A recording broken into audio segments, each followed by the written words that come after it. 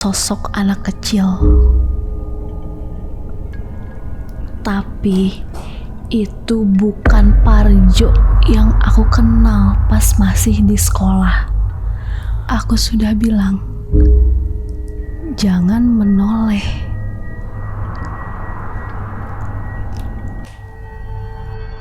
Jelangkung, jelangset, di sini ada pesta, pesta kecil-kecilan.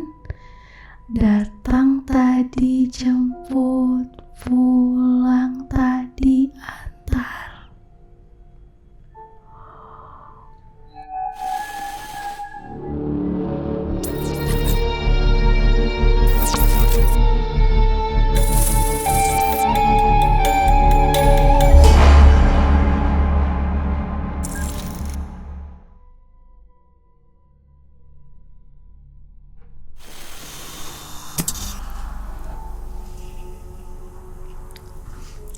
Selamat malam kaum nocturnal, kembali lagi dengan aku Herlin di cerita malam ini. Malam ini kita kedapatan cerita tentang jelangkung. Nah, tapi pernah tahu nggak jelangkung tuh apa sih? Aku sempet tuh beberapa dengar cerita jelangkung, apalagi kan ada filmnya. Itu kan tentang ritual pemanggilan sesuatu gitu ya. Dan salah satu hal menariknya adalah tentang nyanyian lagu jelangkung. Tapi lu sempat tahu nggak tentang? Tahu dong, yang lagunya tuh jelangkung, jelangset, nah. Yang itu bukan? Ya, benar. Betul kan? Tapi sempat tahu nggak detail lagunya? Enggak, cuma tahu nadanya aja. Lu pernah nyobain ya? Belum, nggak berani lah. Ini kita nyobain ya. Ayo. Coba, jangan. Ayo. Oke, buat teman-teman, kalau kalian penasaran gimana ceritanya, jangan skip cerita ini, tonton sampai habis. Langsung aja kita dengerin ceritanya di cerita malam ini.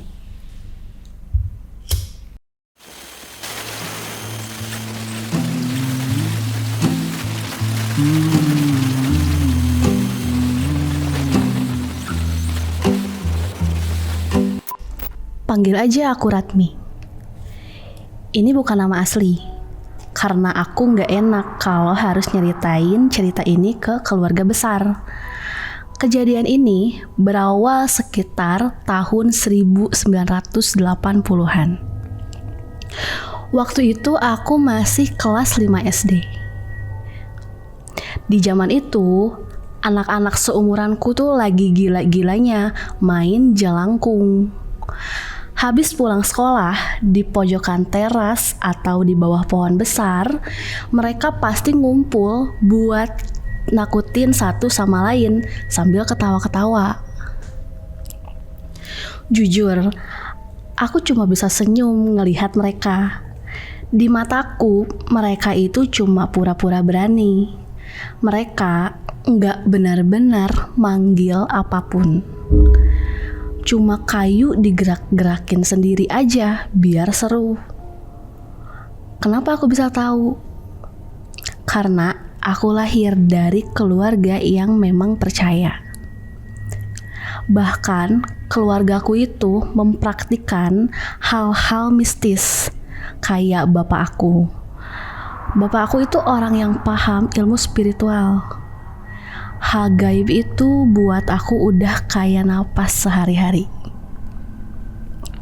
Tapi ya itu, aku punya sifat buruk waktu kecil. Aku malas belajar. Aku paling benci kalau disuruh ngerjain soal hitungan atau menghafal. Aku itu pengennya yang hasilnya instan. Aku pengen kelihatan hebat, tapi nggak mau capek. Akhirnya rasa penasaran dan rasa males itu menyatu jadi ide hal gila. Aku pengen nyoba jelangkung yang serius, sendirian, tanpa sorak-sorai.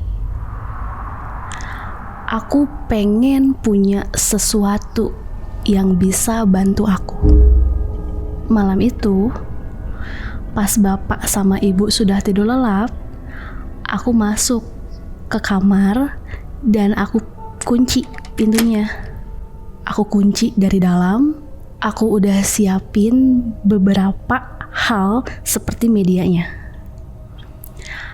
Aku bikin sendiri bonekanya dari batok kelapa bekas dan ranting-ranting yang diambil dari kebun belakang rumah. Tapi ini bagian yang paling aku ingat. Badannya.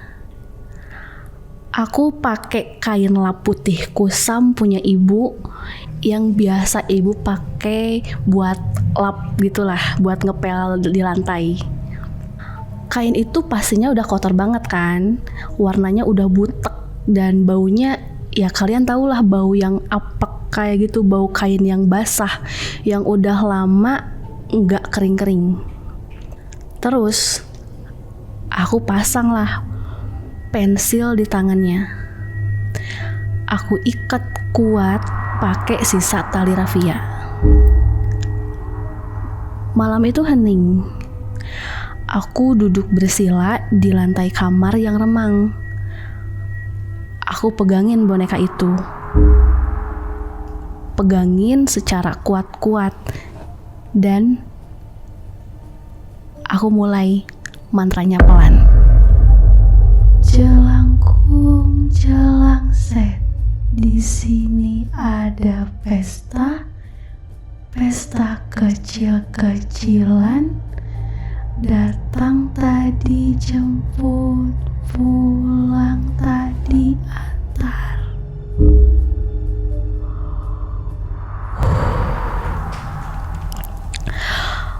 Aku ucapin mantra itu berulang kali.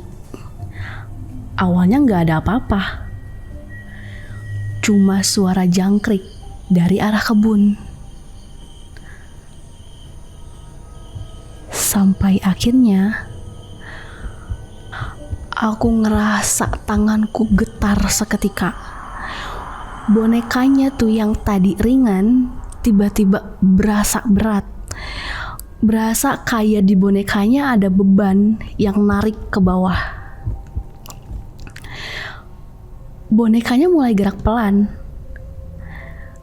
nyeret tanganku di atas kertas. Jantung aku langsung berdebar. Dengan suara gemetar, aku berani nanya, "Siapa kamu?" Pensil yang di tangan boneka itu langsung menulis huruf demi huruf. Pelan banget. Hurufnya P, A, R, J, O. Parjo. Aku kaget setengah mati. Aku tanya lagi, "Asal kamu dari mana?" Dia menggambar sebuah panah ke arah kananku. Dan arah kanan dari rumahku itu rumah temanku. Dadaku langsung sesak. Aku tanya pelan, "Kamu Parjo?" Parjo yang aku kenal, yang meninggal karena kecelakaan beberapa bulan lalu. Boneka itu langsung nulis satu kata yang bikin bulu kuduku makin merinding. Tulisannya "iya". Parjo itu teman sekelasku. Dia meninggal tragis bersama kedua orang tuanya. Mobil yang mereka tumpangi terjun ke jurang.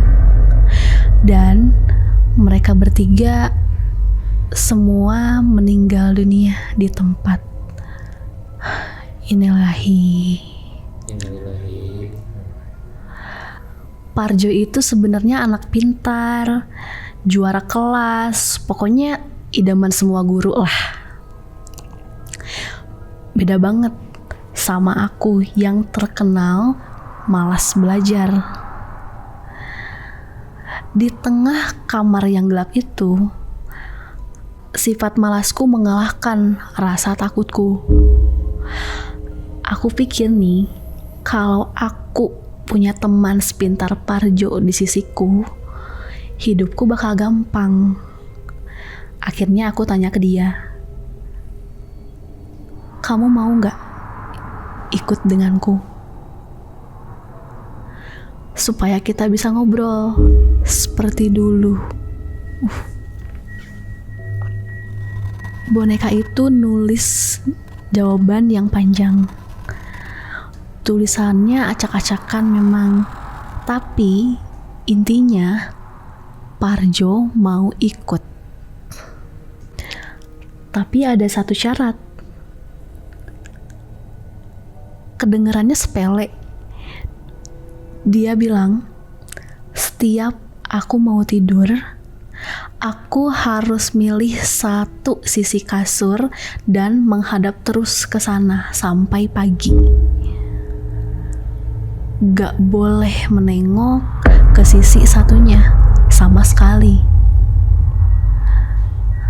Jadi kalau aku mau menghadap kiri kalau tidur, ya tetap terus di hadapan yang kiri, gak boleh menoleh ke arah kanan. Dan yang paling penting, aku gak boleh menoleh ke belakang sedikit pun. Aku mikir, cuma itu, gampang lah. Aku sanggupin saat itu juga. Ritualnya aku sudahi. Boneka jelangkung itu aku bungkus lagi, terus aku simpen di bawah kasur. Di bawah tempat aku tidur tiap malam. Nah, sejak saat itulah hidupku berubah total. Tahu nggak apa yang pertama aku rasain? Aku mulai bisa dengar suara Parjo secara langsung, bukan lewat pensil lagi. Suaranya itu kedengeran deket banget, kayak ada orang yang nempel di telinga aku dan berbisik. Awalnya aku manfaatin Parjo tuh buat iseng. Zaman SD kan ada temen yang hobi tidur di kelas. Aku suruhlah Parjo, Jo, cubit tuh si Anu. Terus tiba-tiba teman aku itu langsung loncat kaget, kesakitan. Padahal gak ada siapa-siapa di sekelilingnya. Iseng banget ya. Parah.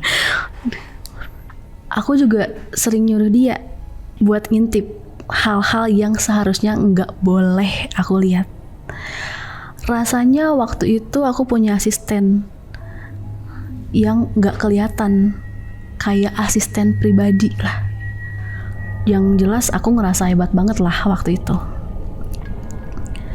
Tapi hal yang paling gila itu pas ulangan. Kalian ingat kan? Aku ini aslinya males banget belajar. Nah, pas ulangan, aku cuma duduk manis, pura-pura megang pensil, tapi dilemesin. Itu pensil, percaya nggak percaya, gerak sendiri. Persis aja kayak pas main jelangkung malam itu. Dia narik tangan aku, nulis jawaban satu per satu dengan benar. Aku benar-benar cuma acting doang di depan guru. Hasilnya, nilai ulangan aku jadi yang terbaik di kelas. Ibu sama bapak langsung bangga banget waktu itu. Guru-guru langsung muji, tapi di dalam hati aku tahu itu bukan kerja keras aku semuanya. Itu atas bantuan Parjo. Tapi ternyata Parjo enggak selamanya manis. Semakin sering dia bantu aku, semakin dia berani ngatur kalau aku lagi malas-malesan atau enggak dengerin guru. Tiba-tiba dia teriak di telinga aku. Suaranya keras banget, serak dan nyentak sampai jantung aku tuh mau copot. Aku sering kaget sendiri di tengah keramaian gara-gara teriakan dia doang. Kadang juga malam-malam aku dengar dia nangis. Suaranya tuh pilu banget, sedih yang gak jelas asalnya kenapa. Dan ada satu momen yang gak aku bisa lupain. Badan aku panas banget waktu itu, lemas. Itu tuh berlaku selama 2 hari, sampai gak bisa bangun dari tempat tidur. Dan aku tahu itu semua gara-gara Parjo. Dia lagi marah sama aku. Mungkin karena energi dia yang dingin tabrakan sama energi aku. Jadi badan aku ambruk waktu itu. Tapi anehnya, waktu itu aku nganggep dia masih temen. Aku pikir ya namanya temen pasti ada masanya lah berantem. Ada masanya dia marah.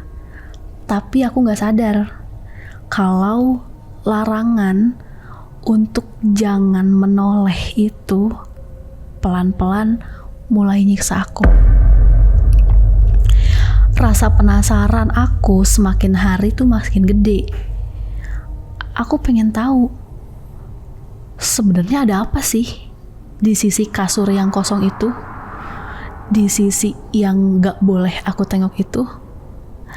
Kenapa dia takut banget kalau aku langsung noleh?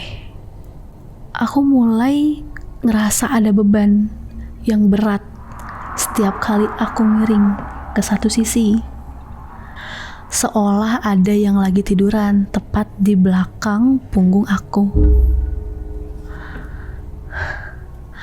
Lama-lama larangan untuk jangan menoleh itu bukan lagi sekedar syarat buat aku, tapi malah menjadi beban mental yang luar biasa. Setiap malam aku tidur miring ke kiri.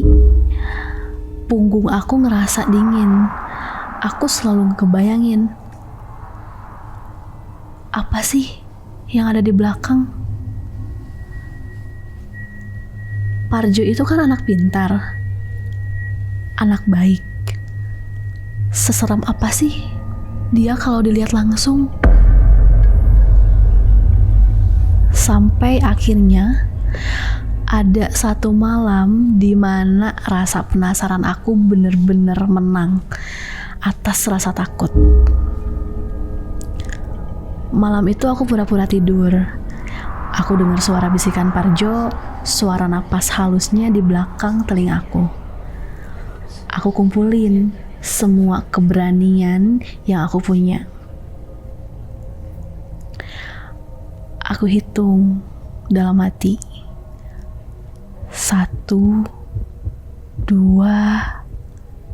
3. Aku langsung noleh ke belakang. Saat itu juga aku nyesel setengah mati. Aku pengen tarik langsung waktu ke belakang.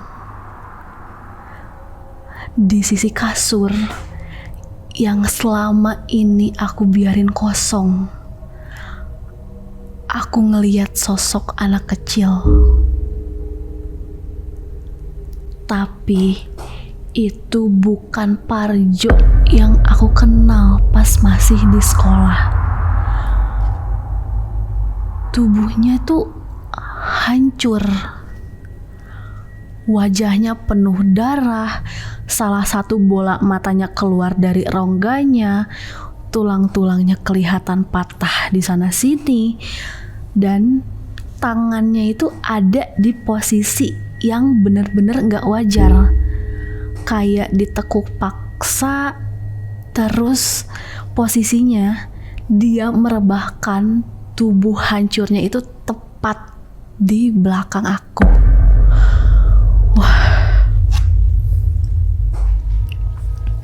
Ngaco sih. Serem, karena kaget. Udah nggak berbentuk ya? Udah gak berbentuk. Gue baca sendiri sama Hancur. cerita yang beda sih tapi. Dia langsung menatap aku pakai satu matanya yang masih ada itu. Terus tahu nggak? Dia bilang sesuatu yang langsung nembus sampai ke jantung. Kan aku sudah bilang, jangan menoleh.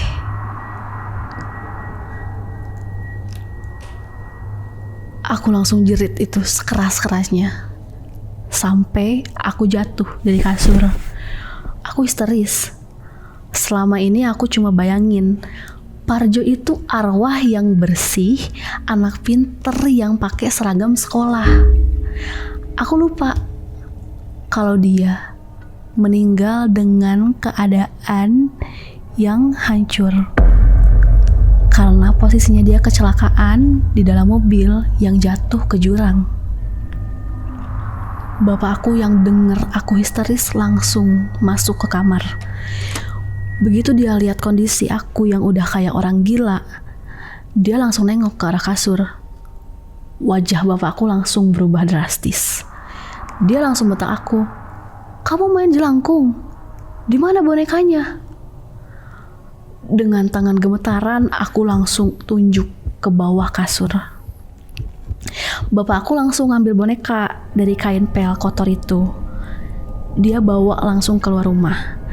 Malam itu juga, bapak mendoakan bonekanya terus dibakar sampai habis.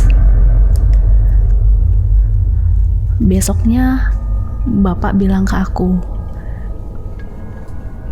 "Bapak gak bisa usir temanmu itu. Kamu sendiri yang kasih dia izin buat nemenin kamu. Ikatan kamu sama dia udah terlanjur kuat. Bapak cuma bisa buatin pagar gaib supaya aku gak bisa ngelihat sosoknya. Tapi Bapak ingetin satu hal lagi. Hal gaib itu bukan buat main-main, apalagi buat nyari jalan pintas dalam hidup." Waktu berlalu, aku tumbuh dewasa. Aku nikah dan aku punya anak. Aku kira semuanya udah selesai pas boneka itu dibakar sama bapak aku. Sampai akhirnya tahun 2000-an, satu malam anak aku tiba-tiba nangis histeris malam itu. Dia nunjuk-nunjuk ke arah halaman yang gelap. Dia bilang, "Bu, ada anak kecil duduk diem di atas dahan pohon." Dia deskripsiin wujudnya. Sosok yang dia lihat itu wajahnya rusak, tubuhnya hancur, dan posisinya aneh banget di atas pohon itu. Aku gak keluar rumah malam itu. Aku gak perlu lihat keluar buat tahu siapa orang yang anak aku lihat. Ternyata Parjo gak pernah pergi. Dia cuma dipagari dari penglihatan aku. Tapi dia tetap ada di sekitar keluargaku. Menunggu atau mungkin cuma ingin diingat. Sejak malam itu, sudah gak ada lagi yang ngelihat sosok Parjo. Aku cuma bisa berharap dimanapun Parjo berada sekarang, dia sudah tenang, damai, dan gak perlu lagi gentayangan di dunia manusia demi nungguin temen yang malas belajar kayak aku dulu. Namanya perjanjian, ternyata gak sesimpel membakar boneka. Mbak Ratmi. Berarti itu sebenarnya si Mbak Ratmi ini udah pernah ngelihat wujudnya awalnya, maksudnya? Enggak. Ya kan? suara doang.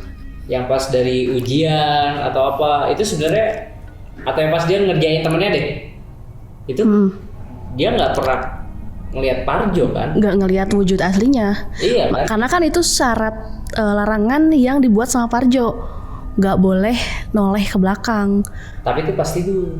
Iya sih pas tidur ya. Nah, maksudnya selain pas tidur, kan katanya mereka itu makhluk yang bisa berubah-ubah kan wujudnya. Kadang tuh ada berlayer-layer tuh, ya kan? Cantik, ganteng, atau gimana, terus ternyata semenyeramkan itu gitu. Iya. Tapi aku juga pas ngeceritain dari awal, aku memang ngebayangin Parjo itu sosok yang rapih. Karena kan memang image dia baik, pintar. Tapi parah sih, gimana kalian kalau misal di posisi Parjo? Nggak mau di posisi Parjo sama dong. Kalau di posisi Parjo nggak mau. Iya, maksudnya kayak dia juga sebenarnya memotivasi sih buat Mbak Ratmi ini nggak malas belajar. Tapi jadinya males. Iya. Karena dibantuin, bakal makin malas. Makanya Parjo waktu itu langsung ngebuat Mbak Ratmi langsung sakit. Tapi guys serius, kayaknya kita perlu bikin pembangkit listrik tenaga. Iya deh. Kayak gitu loh. Maksudnya orang pinter loh. Iya. Ini udah ketemu nih ilmuannya ya nggak Mas? Ilmuannya udah ketemu. Teknisinya udah ada waktu Yang itu. kemarin, teknisi ya. Yang bukan kipas tanpa listrik itu. ya. Iya loh. Maksudnya di luar, bukan bermaksud untuk merendahkan lah ya, tapi wow, ini kan Parjo udah meninggal nih. Otomatis pelajarannya dia terhenti di situ tuh biasanya. Benar. Tapi ini dia bisa keep up ngikutin pelajarannya si Yang sekarang tuh sini. Ratmi yang sekarang. Ya karena itu orang pintar. Tapi gue penasaran ya, maksudnya itu kan meninggalnya SD tuh. Nah pas Ratminya kuliah nih, nanya, kayaknya Parjo udah nggak bisa. Enggak. Iya kan? Iya harusnya kan? Harusnya. Bisa aja. Oh gitu. Dia kuliah. Iya. Enggak sebenarnya. Oh, iya. Yang lain. Mungkin Si ada tuh. Oh ini kayak di film UG. Universitas Ghost. Goy. Woi. Nah, tapi kalian tahu nggak sih guys? Ternyata jelangkung itu bukan asli dari sini, bukan dari Indonesia. Kalau jelangkungnya toh ya, kayaknya asli dong.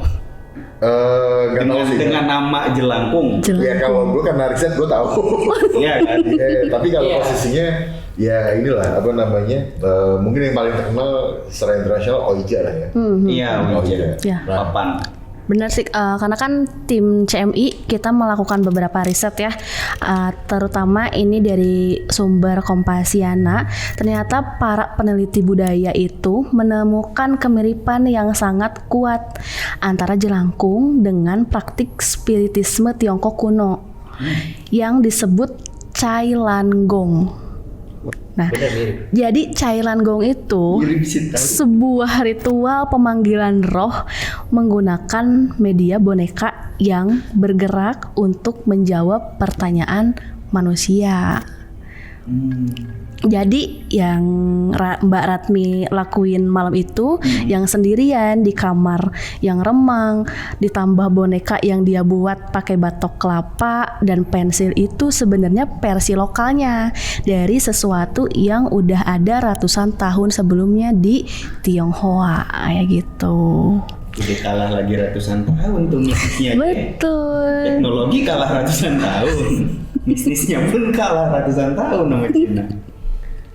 Terus dalam ritual aslinya ya, si Cai Lan Gong ini memanggil dewa pelindung yang bernama Poyang dan Moyang, dewa keranjang dan dewa pelindung anak-anak, untuk masuk ke boneka yang ujung tangannya diikat alat tulis. Saat boneka terasa berat, itu pertanda bahwa dewa itu sudah masuk.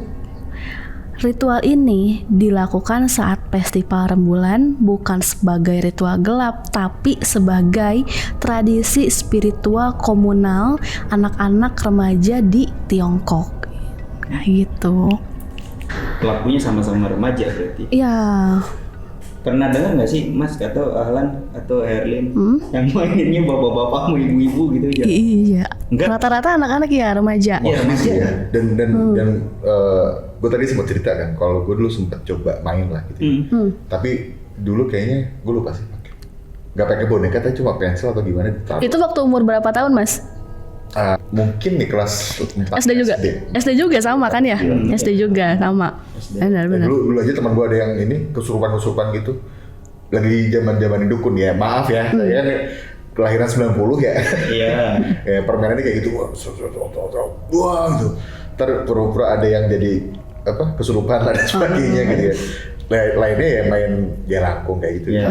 Tapi nggak sempat kejadian juga yang ya mungkin digerakin dulu mikirnya ya, kalau sekarang udah gede gitu ya, karena ya cowok-cowok kan usul semua ya. Tapi kalau ngomongin denger tadi lagunya sih, itu mah ternyata bener ya, lagunya kayak gitu. Bener. Berbekas lah ya. Berbekas gitu. Lu tadi nyanyi aja. Ini sih merinding. Nah, dilanjut ya. Menurut sumber Kompasiana, ritual Cailanggong ini udah punah di negara Tiongkok itu, tapi justru hidup dan bertransformasi di Indonesia sekarang melalui ratusan tahun kontak budaya antar komunitas Tionghoa dan masyarakat Nusantara sejak abad ke-15. Artinya, anak-anak di tahun 1960-an yang main jelangkung sambil ketawa-ketawa di teras itu tanpa sadar sedang mempraktikkan pecahan dari ritual sakral yang bahkan di tempat asalnya sudah tidak ada lagi. Yang versi seriusnya, yang dilakukan Mbak Ratmi malam itu lebih dekat ke bentuk aslinya dari yang dia sendiri sadari. Nah, itu dia tadi untuk penjelasan di babak pertama. Kita masih ada 4 babak lagi yang akan dibahas, guys. Next, kita ke babak 2. Waktu tim kami riset cerita Mbak Ratmi, ada satu pertanyaan yang terus muncul. Kalian juga pasti bertanya-tanya kan? Cerita ini nyata nggak sih? Cerita ini bener nggak sih? Tapi pertanyaan yang lebih mengganggu dari itu, kenapa pensil itu tahu namanya Parjo? Kenapa? Bener. Iya kan? Kenapa? Nah, terus setelah kami cari jawabannya dan yang kami temukan justru bikin kami makin gak tenang. Dalam ilmu psikologi, ada fenomena yang disebut efek ideomotor. Ini bukan teori pinggiran, ini sains yang sudah diakui sejak tahun 1852. Pertama kali diteliti oleh ahli fisiologi Inggris bernama William Carpenter. Menurut sumber dari The Conversation, efek ideomotor menjelaskan bahwa manusia bisa melakukan gerakan tanpa menyadari otot bergerak bukan karena keputusan sadar, tapi karena pikiran yang bekerja di bawah permukaan kesadaran kita. Jadi, dengan kata lain, tangan bisa bergerak dan orangnya sendiri merasa bukan dia yang menggerakkan. Dan ini ya, ritualnya Mbak Ratmi tadi itu berubah gitu dari yang awal ritual gitu. Itu jadinya personal connection lah. Iya, benar. Personal gitu. Karena mungkin asumsi gue lah gitu ya.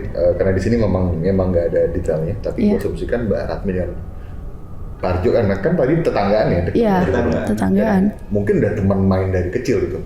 Bisa jadi. Dan itu kayak ingat, gue tuh punya saudara cewek sepupu, tapi deket banget karena ya seumuran, sering main bareng, dan ya sering jadi korban buat mainan dia lah gitu ya, dan seterusnya. Tapi ya mungkin gue asumsikan seperti itu. Nah, benar Mas. Jadi ini nih yang bikin kami berhenti waktu ngeriset cerita Mbak Ratmi. Jadi kan menurut Science Direct, sebuah penelitian di University of British Columbia menemukan bahwa ketika seseorang menggunakan papan Ouija untuk menjawab pertanyaan yang tidak mereka ketahui secara sadar, akurasi jawabannya mencapai 65%. Jauh di atas angka kebetulan yang hanya 50%. Artinya apa? Artinya gerakan bawah sadar itu bisa mengakses informasi yang bahkan tidak bisa diakses secara sadar. Jadi kalau kita pakai logika nih untuk cerita Mbak Ratmi, ada 2 kemungkinan dan keduanya itu sama-sama menggelisahkan. Kemungkinan pertama, bahwa sadar dari Mbak Ratmi ini yang menggerakkan pensil tersebut.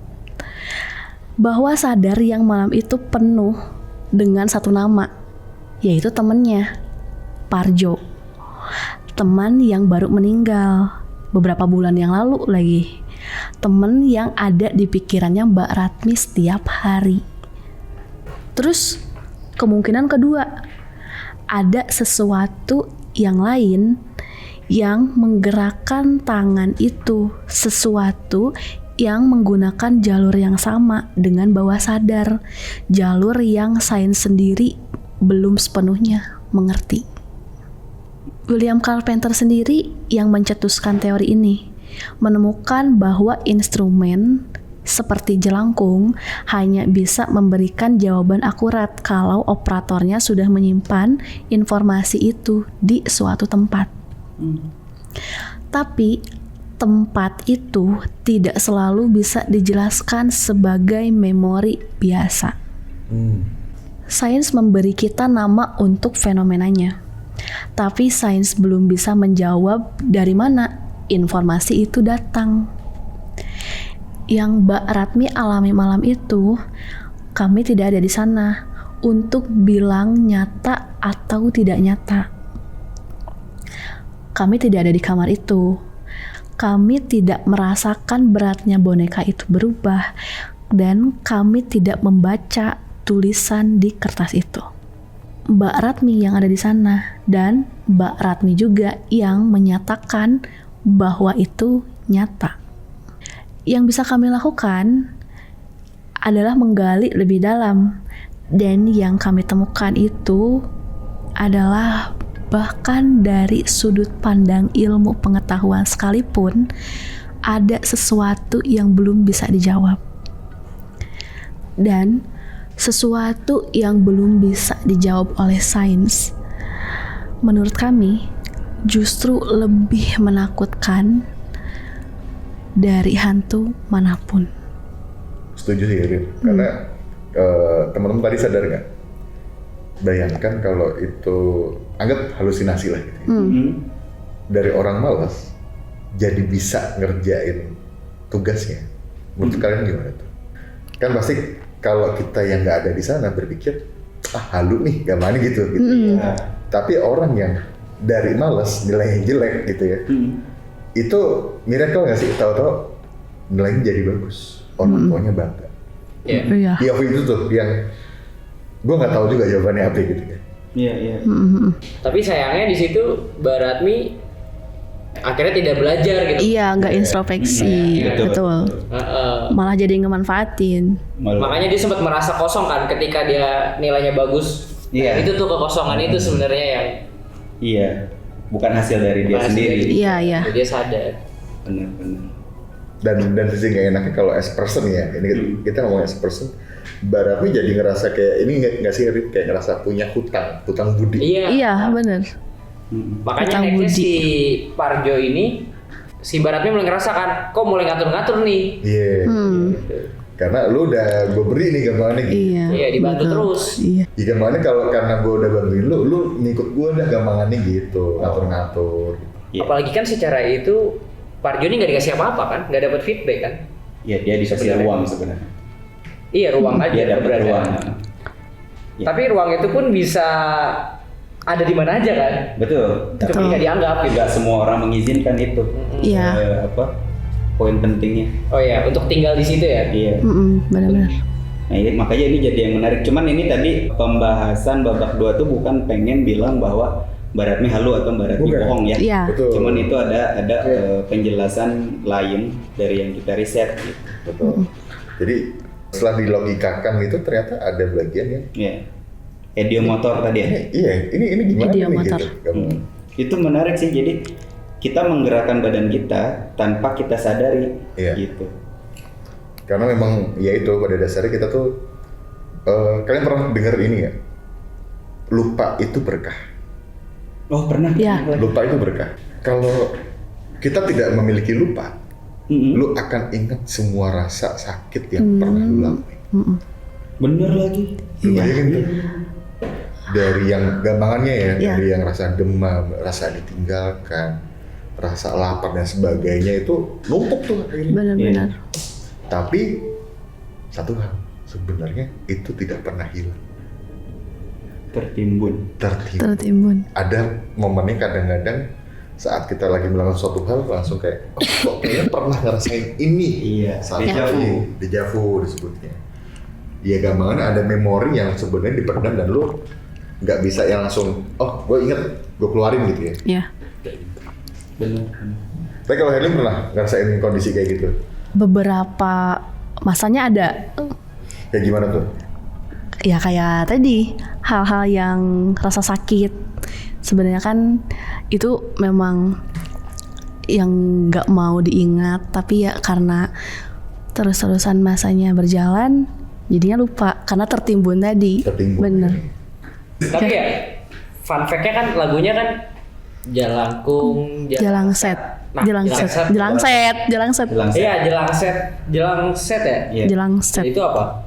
Ini berdasarkan Google.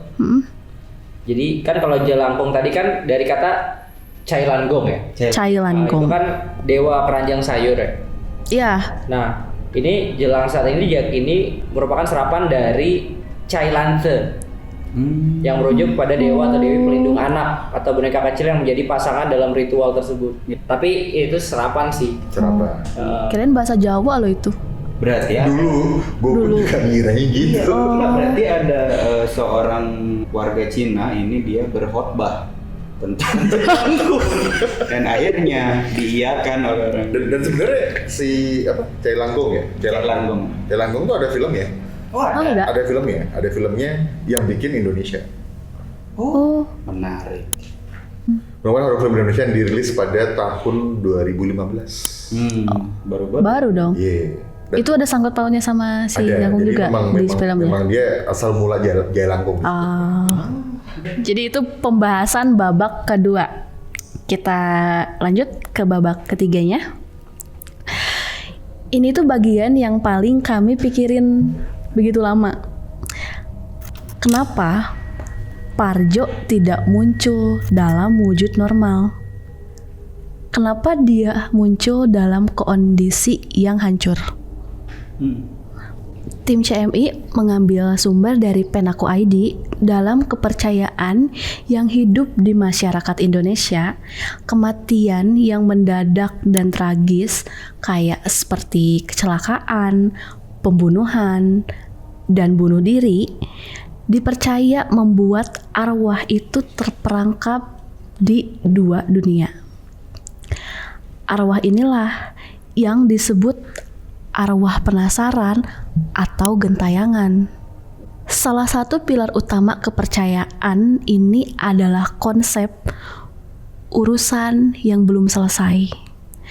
Kematian yang datang tiba-tiba membuat jiwa tidak sempat bersiap meninggalkan dunia. Nah, jadi karena Parjo meninggal dalam kondisi kecelakaan terjun bersama orang tuanya, mobilnya terjun ke jurang, pastinya tidak ada persiapan, tidak ada pamitan, dan kepercayaan Jawa, arwah yang pergi dengan cara seperti itu membawa kondisi terakhirnya. Ini bukan sekedar elemen horor dalam cerita Mbak Ratmi.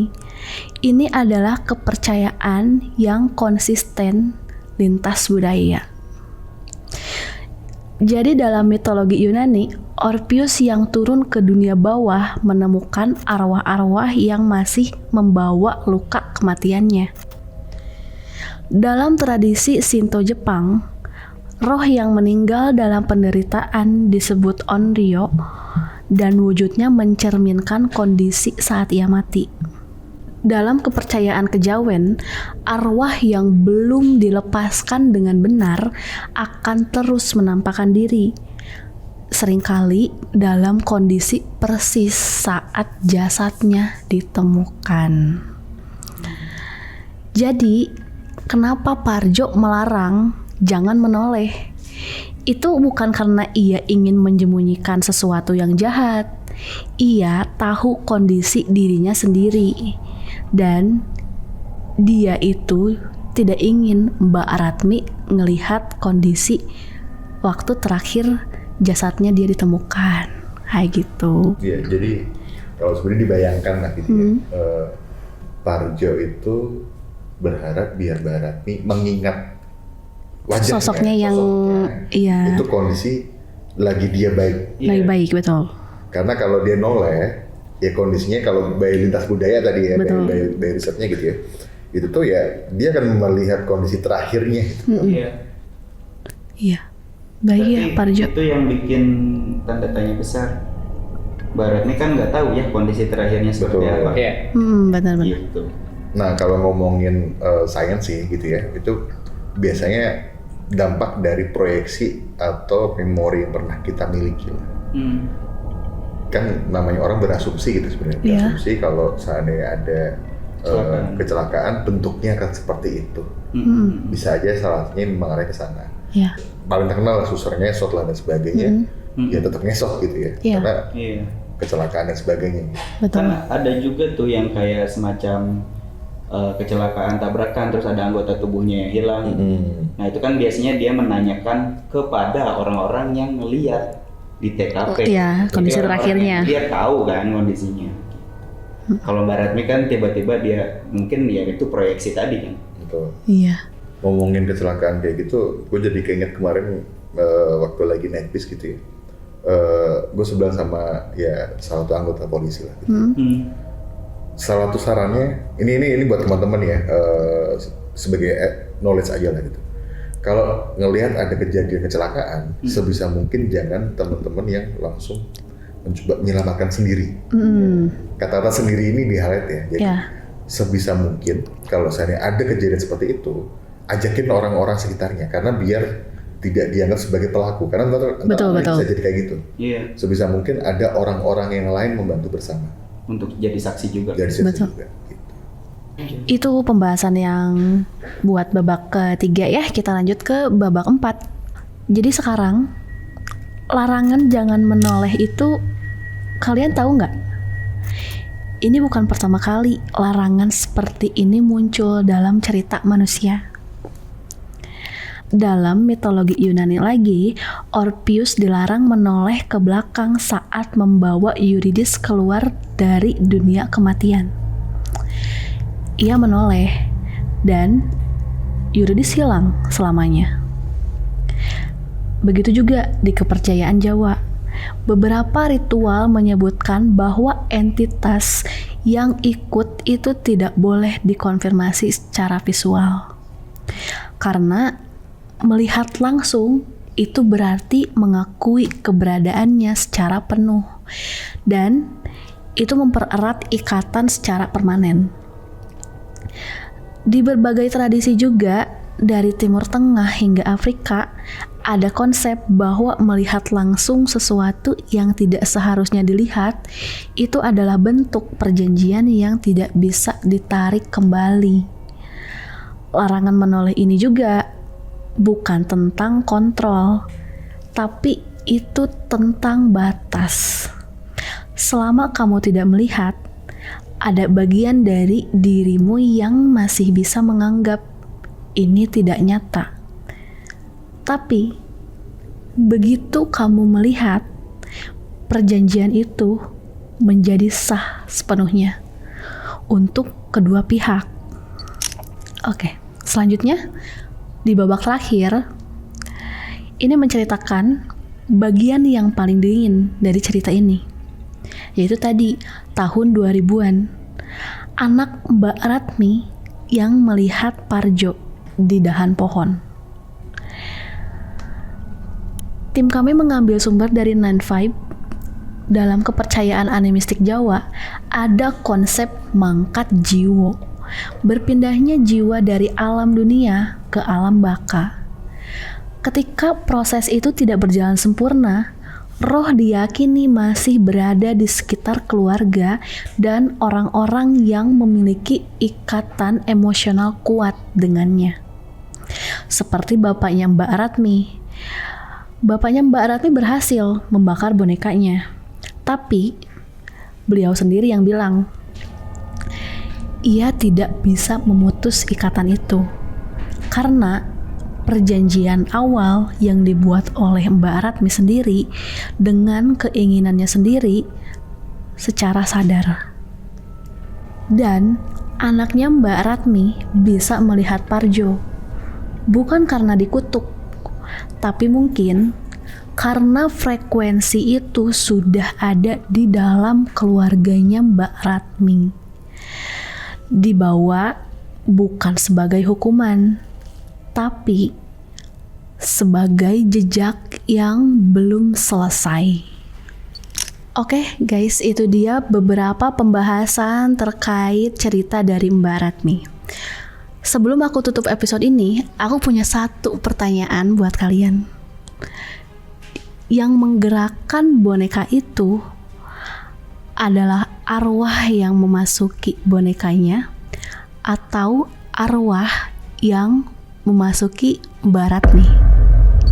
Sekian untuk cerita malam ini. Sampai bertemu lagi di episode selanjutnya.